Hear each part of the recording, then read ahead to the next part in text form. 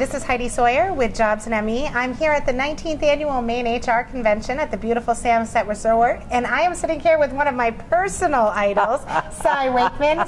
Thank you for joining us again. You are welcome. I wouldn't pass up a trip to beautiful Maine. We love it. Now, how many times have you been here now?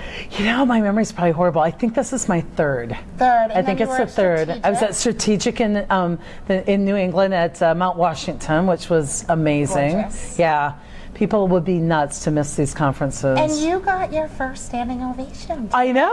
I got my first standing ovation. I couldn't be happier. Absolutely. I think your message is just, it's very timely because people talk about there's no common sense anymore. There's no personal accountability, and that's what your message is all about. And you take it to the leadership and the employees of a workforce. Tell us a little bit about that. You know, I just really take a look at what we need to do. We talk a lot about accountability, but not a lot of people are able to figure out how to really practice it. And too many times we train the leaders and then send the leaders out to hold people accountable. But what we know about accountability is it starts with willingness. I myself have to buy in. You can't empower me. I have to step up to the power I have. And so we're really focused on going directly to the employee and helping them really understand kind of the rules of the workplace and really giving them a lot of freedom, because most of what they're struggling with, they themselves can change in instances. Right, and it's all about filtering or editing their story. So it's when you read it, right? So when you speak, we hear your voice, and now when you read your book, you hear your voice. So Good. So why is it so simple? It sounds so simple, but in practice, we don't do it naturally.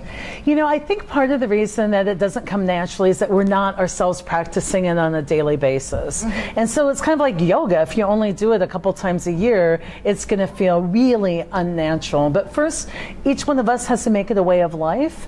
And then when we know how much freedom comes from it, it's easy to sing it from the rooftops. It's kind of like if you've seen a magic trick and then now you figure out how it's done, you can't ever go back to seeing the illusion of it. Right. And so if we're keeping it outside of ourselves and just trying to teach the techniques, it comes after the fact. If we're living it, we know that it's not a risky thing to bring up because it will bring people so much freedom. And it's instinctual. Yep, it's very instinctual. At that point. Now, you said innovation begins when we ditch the drama. Absolutely. You know, and many of us want to figure out how to grow that competency of innovation in our employees and in ourselves. And again, we're trying to kind of infuse it into people through training or development, or maybe it's a natural state for you. But what I know is innovation is a natural state for all of us.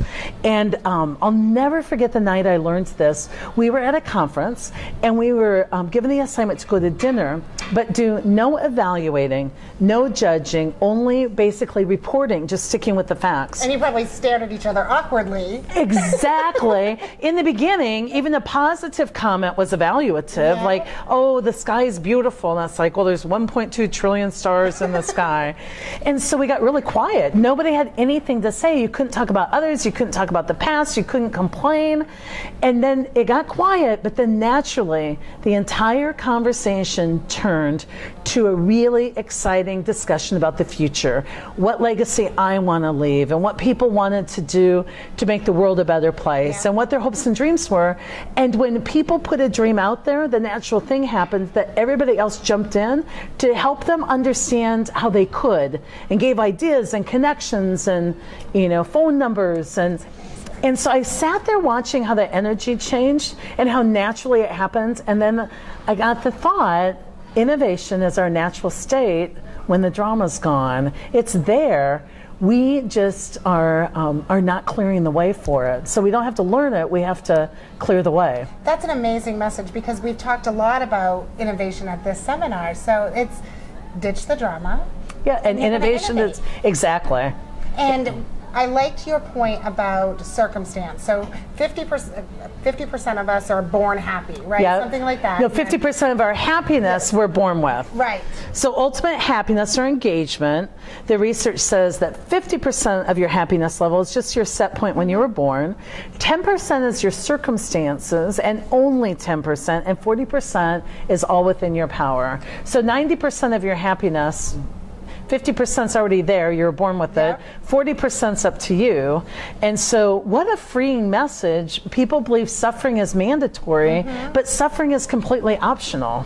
It's up to you. It's up to you. Absolutely. Now, you gave us a gift today when you came. I did. Can you tell everybody about it? You know, we are so excited because so many people say, "Si, I want to take you home on our desktop. I want you right there at work with me."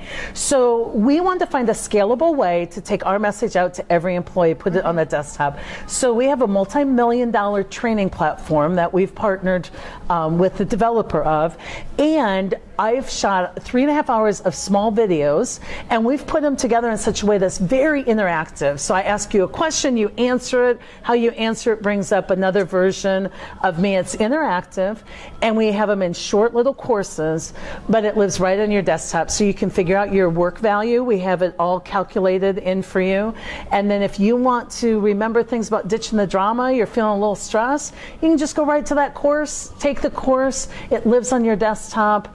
People can subscribe monthly to it. Some companies are buying it yearly for each of their employees. But I wanted people to have it, so we gave a wonderful 7-day access to this incredible training program. And how are we to get access to that? You know, to get access, there's a website. I know that you said that you were going to link it. Yes. Off the top of my head, I think that it's reality-based VT, so virtualtraining.com, and the backsplash is RBR. Trial. Yes. Thank you. So Awesome. I should remember things off the top of my head, but definitely go out there. We'd love to see it, and send us your thoughts on what you think of it. I can't wait to log on, try everything out, learn how much drama I bring to the organization, because we all bring a little bit. Yeah. I teach this stuff and I screw it up, but only daily. It's practice, not perfection. Awesome. Well, it was great to meet you, and we look forward to seeing you again. Thank you. Awesome.